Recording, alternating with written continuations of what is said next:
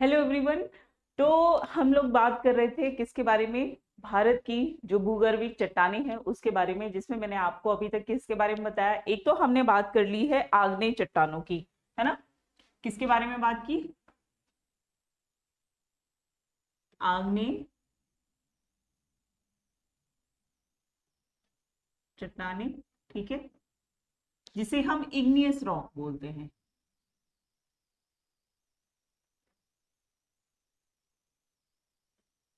Igneous rocks हो गया। और सेकेंडली हमने बात की थी धारवाड़,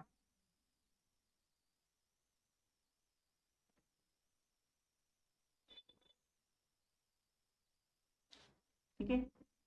ये जो होती है आग्नेय चट्टानों की बात करें तो मैंने आपको बताया था, जब पृथ्वी का फॉर्मेशन हुआ, जब पृथ्वी की उत्पत्ति हुई, जब पृथ्वी बन रही थी, तो उस समय जितने भी पदार्थ थे वो क्या हो गए, आपस में आके संकुचित हो गए और एकदम मोटी मोटी सॉलिड सी चट्टानें बना दी।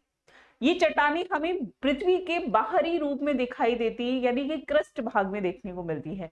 इसी के बारे में मैंने बताया था कि जैसे जैसे हम पृथ्वी के धरातल के अंदर जाते हैं, तो पृथ्वी के धरातल के अंदर पृथ्वी को 3 भागों में बांटा गया है ना।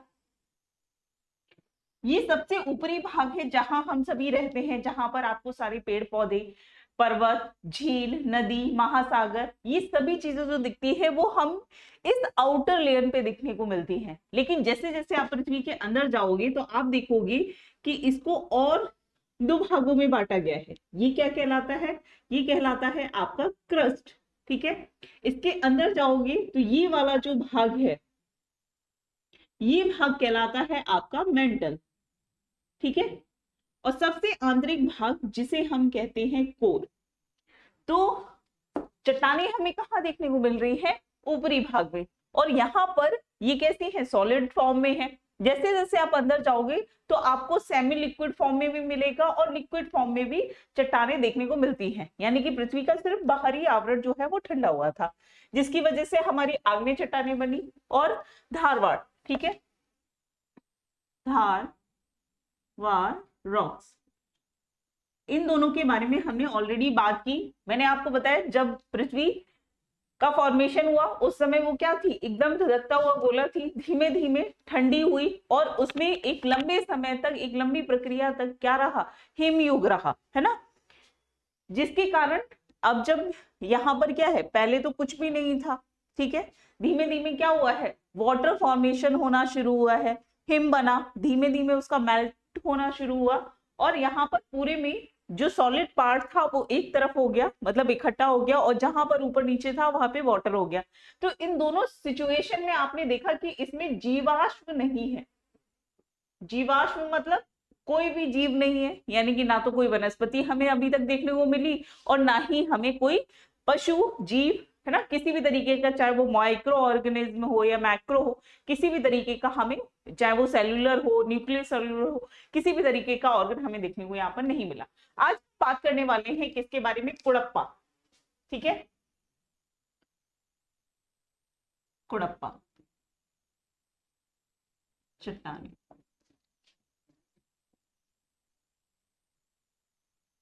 कुड़प्पा रॉक्स, ठीक है। देखो एक चीज यहाँ पर बहुत ही आसान था, बहुत ज्यादा टफ नहीं है। मैंने आपको बताया आग्नेय चट्टानों के बारे में, एक बार फिर से हम बात करते हैं कि आग्नेय चट्टानें क्या है? सॉलिड है, इसमें बहुत सारे खनिज पदार्थ हैं, क्योंकि सारे के सारे खनिज पदार्थ क्या हो गए? इकट्ठे हो गए। अब यहाँ पर ये इतनी ज्यादा सॉलिड थी कि इसको तोड़ के, है ना, यहाँ से खनिजों को निकाल पाना क्या था? मुश्किल है।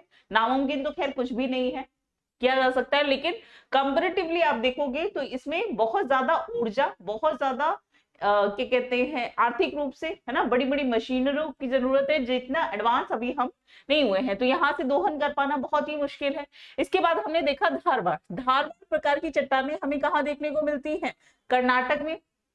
कर्नाटक में ही धारवाड़ नामक एक जिला है जहां पर हमें सबसे पहले धारवाड़ चट्टानें देखने को मिली। ये भी कैसी हैं? सॉलिड प्रकार की चट्टानें हैं। और यहाँ से आपको किस किस प्रकार की चीजों का दोहन होता है? कौन कौन से खनिज निकाले? लोहा, एल्यूमिनियम, चांदी, इन सभी का दोहन हम कहाँ से करते हैं? धारवाड़, जिसमें एक बहुत ही फेमस खान भी मैंने आपको बताई थी। इसके अलावा अन्य क्षेत्रों में भी हमें धारवाड़ चट्टानों के कुछ साक्ष्य मिलते हैं और वहां से भी दोहन होता है। कमेंट करके बताइए। अब हम बात करें क्योंकि कुड़प्पा की, तो आप देखेंगे कि ये चट्टानें क्या है, एक से दूसरे रूप में परिवर्तित होती जा रही हैं। धारवाड़ चट्टान भी किसका रूप है, परिवर्तित रूप है, किसका, आग्नेय चट्टानों का। अब आग्नेय चट्टानें रूपांतरित होकर क्या बन रही हैं, धारवाड़ चट्टानें, और धारवाड़ चट्टानों में ही आगे चलकर परिवर्तन होता है और इनको कहा जाता है कुड़प्पा। इनको कुड़प्पा नाम क्यों दिया गया, इसको यहां पर सबसे पहले समझते हैं। कुड़प्पा नाम क्यों दिया गया, तो हमने बात की थी किसके बारे में,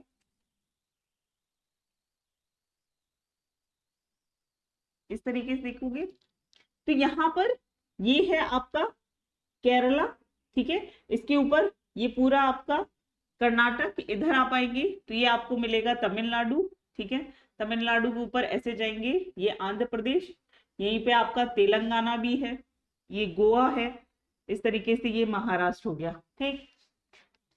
ये क्या है, केरला, ठीक, ये कर्नाटका, इधर तमिलनाडु, ऊपर जाएंगे आंध्र प्रदेश, ठीक है, ये आपका smallest state of the India, this is Maharashtra, ठीक है, and this one is Telangana, ठीक है। तो कर्नाटका में हमने देखा था कि यहां पर एक जगह है जिसको क्या बोला गया, धारवाड़, ठीक है, और यहां से खनिजों का दोहन किया गया। इसी तरीके से आप देखोगे कि आंध्र प्रदेश में एक जगह है, एक डिस्ट्रिक्ट है जिसका नाम है कुड़प्पा, कटप्पा के नाम से याद रख सकते हो, कुड़प्पा, ठीक है। यहाँ पर इस डिस्ट्रिक्ट में सबसे पहले चट्टानों को पहचाना गया और देखा गया कि यहाँ पर किस किस प्रकार के खनिजों का हम दोहन कर सकते हैं। तो सबसे पहली चीज क्वेश्चन आपसे पूछ सकता है कि कुड़प्पा जो है वो बेसिकली कहाँ पर पाई गई सबसे पहले चट्टानें हैं, तो याद रखिएगा आंध्र प्रदेश की है, ठीक है। अब ये परिवर्तन जो हुआ है, ठीक है, ये भी क्वेश्चन पूछ सकता है कि कुड़प्पा जो है वो किसका रूपांतरित रूप है, तो याद रखिएगा धारवाड़। इसमें क्या दो तरीके की प्रक्रियाएं हमने बात की थी, किसके बारे में, एक तो थी, इसमें दो चीजें होती है, एक तो होता है अपर्दन, ठीक है, और दूसरा होता है अपक्षय। इन दोनों में जो परिवर्तन होते हैं, है ना, बाहरी रूप से, उसी के द्वारा इन चट्टानों में परिवर्तन लगातार होता जाता है और ये उतनी ही क्या होती है, पुरानी होती जाएंगी।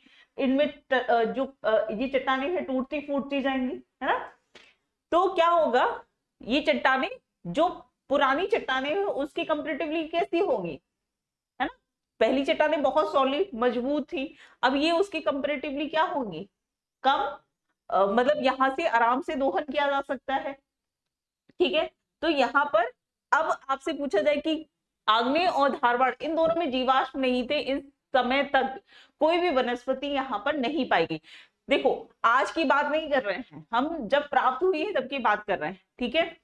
तो आप देखेंगे कि इसमें लगातार परिवर्तन हुआ है। तो यहाँ पर अभी तक कुड़प्पा जब चट्टानें पाई गई तो यहाँ पर ये देखो, खोज तो बाद में की गई है ना, लेकिन चट्टानों में जो भी परिवर्तन हुए हैं, जो भी चीजें हुई हैं, वो साइंटिफिक तौर पर देखी गई हैं कि ऐसा हुआ था, ठीक है। तो यहाँ पर आप देखेंगे कि इस समय भी क्या है, जीवाश्म का अभाव है, यानी कि अभी तक जब ये चट्टानों का फॉर्मेशन हो रहा था, चाहे हम धारवाड़ की बात करें, आग्नेय की बात करें या फिर कुड़प्पा की बात करें, इनमें एक भी जगह क्या हमें जीवाश्म देखने को नहीं मिले, यानी कि अभी तक जीवन उत्पन्न नहीं हुआ है, ठीक। चलिए इसके बाद कुड़प्पा की हम बात कर रहे हैं, तो कुड़प्पा में मुख्य तौर पर किस प्रकार के खनिज पाए जाते हैं, तो उनके बारे में यहाँ पर लिख लो। सबसे पहले आप देखेंगे यहाँ पर चूना पत्थर, चूना पत्थर, ठीक है। चूना पत्थर के अलावा आपको यहाँ पर संगमरमर, ये क्वेश्चन पूछा जाता है, ठीक है। तो यहाँ पे क्या है, चूना पत्थर हो गया, संगमरमर हो गया, इसके अलावा आप देखेंगे जो रंगीन पत्थर होते हैं, ठीक है, कलरफुल जो पत्थर होते हैं, रंगीन पत्थर, वो भी आपको कहां से प्राप्त होंगे? कुड़प्पा। इसके अलावा स्लेट, है ना, ये हो गया। ये सभी आपको कहां से मिलना है? कुड़प्पा प्रकार की चट्टानों से यहां से प्राप्त होंगे। इसके अलावा और भी खनिज होते हैं। ये कैसे हैं? अधात्विक तत्व है जो कि कुड़प्पा चट्टानों से प्राप्त होते हैं। ठीक है, यहां पर लिख लो इस तरीके से। ये ऑलरेडी मैंने धात्विक और अधात्विक के बारे में बताया था। ये कैसी हैं? अधात्विक हैं। धात्विक की बात करें, धात्विक, तो धात्विक खनिज में कौन कौन से खनिज हैं जो कि कुड़प्पा चट्टानों से प्राप्त होते हैं? तो इसमें आपका हो जाएगा लोहा, तांबा, लोहा हो गया, आयरन जिसे हम बोलते हैं। इसके अलावा तांबा यानी कि कॉपर, ठीक है। इसके अलावा मैंगनीज, ये सभी आपको कहां से प्राप्त होंगे? कुड़प्पा प्रकार की चट्टानों से यहाँ पर प्राप्त होंगे। ठीक है, तो ये कुछ इंपॉर्टेंट चीजें थी जो कि कुड़प्पा चट्टानों से रिलेटेड थी। कहां से प्राप्त हुआ है? तो आंध्र प्रदेश कुड़प्पा जिले से। ठीक है, इसके अलावा कौन कौन से क्षेत्र हैं जहां से ये प्राप्त होता है? तो आंध्र प्रदेश के अलावा और जो जो जगह है उनका नाम भी लिख लो। ठीक है, ये हम कुड़प्पा की बात कर रहे हैं। ठीक है, तो पहला तो हो गया आंध्र प्रदेश, है ना। इसके अलावा आप देखेंगे कि छत्तीसगढ़ के कुछ क्षेत्र में भी ये पाया जाता है, कुड़प्पा क्रम की चट्टानें पाई जाती हैं। इसके अलावा आप झारखंड में भी देखेंगे, झारखंड, उड़ीसा, और क्योंकि आपको पता है, मैंने प्रीवियस क्लास में बताया था कि जो अरावली माउंटेन है, उसका भी जो फॉर्मेशन है वो आग्नेय क्रम की चट्टानों के टाइम पर ही हुआ था। अभी उसमें काफी ज्यादा परिवर्तन हमें देखने को मिलते हैं। तो उसी परिवर्तित रूप के कारण हमें राजस्थान, ठीक है, राजस्थान में भी आपकी कुड़प्पा चट्टानें देखने को मिलती हैं। ठीक है, यहां तक कोई दिक्कत नहीं होगा। और ये राजस्थान, क्योंकि अरावली माउंटेन जो है वो गुजरात से लेकर आपके दिल्ली तक के क्षेत्र में है। तो अगर आपसे पूछा जाए क्या दिल्ली की कुछ क्षेत्र में आपकी कुड़प्पा क्रम की चट्टानें हैं, तो बिल्कुल, क्योंकि हमें अरावली पर्वत श्रृंखला यहां तक देखने को मिलती है। ठीक है, तो ये तो हो गई आपकी कुड़प्पा क्रम की चट्टानें, और इनमें अभी तक हमें जीवाश्म देखने को नहीं मिले हैं। देखो क्वेश्चन जो बनेंगे कि कौन से खनिज कहां से प्राप्त होते हैं, ठीक, इसके अलावा कौन सा क्षेत्र, किस प्रकार की चट्टानें किस क्षेत्र में, किस राज्य में पाई जाती हैं, ठीक। और इससे, जैसे कुड़प्पा है तो संगमरमर, अब संगमरमर से काफी सारी चीजें बनती हैं, तो आपको पता होना चाहिए कि किस किस क्षेत्र से मिलता है ना। चलिए, तो इसी को हम आगे देखेंगे। अब हम बात करेंगे, हमने बात की आग्नेय चट्टानों की, धारवाड़ चट्टानों की और कुड़प्पा चट्टान। ये मैं लगातार इसलिए लिखती रह रही हूँ क्योंकि आपको याद रहे। ठीक, अब हम बात करेंगे इसके बाद विंध्यन क्रम की चट्टानों के बारे में। विंध्यन क्रम की चट्टानें बहुत इंपॉर्टेंट है, इससे भी क्वेश्चंस आपके बनते हैं। ठीक, चलिए।